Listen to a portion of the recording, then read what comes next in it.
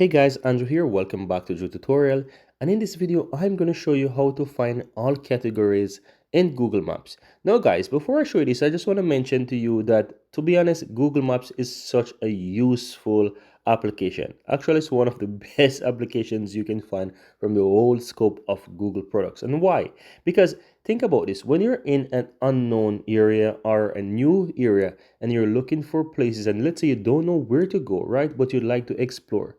This literally is a game changer because it can show you what's around you and where you can go. And on top of that, with everyone coming together and giving reviews of those different places, it just makes you feel like, hey, I can trust this application. I can really know what to do. I know what to expect when I go to a certain place and all those good stuff, right? So, how do you find all categories? Because if you look at your Google Maps, there are a ton of different places around, as you can see, that you can view, but in order to know these different categories, what Google Maps offers so that you can basically explore it, I'm going to show you how to find this. So what you want to do, guys, just simply swipe towards the right hand side all the way towards the right, and you will see, or all the way towards the left rather, so that you can go to the right, and you'll find the option that says more. So if you tap on that, guys, guess what? You have a ton of different categories that you can look at.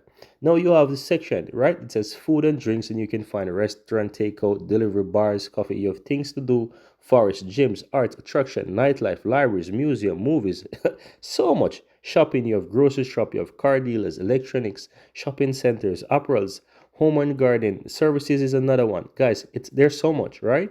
And and here you can see, for example, if you're new to an area, let's say you just move into a new neighborhood and you want to explore it, then you can use this to literally see what's around. If you're on your vacation and you want to see, okay, what are the shopping centers around?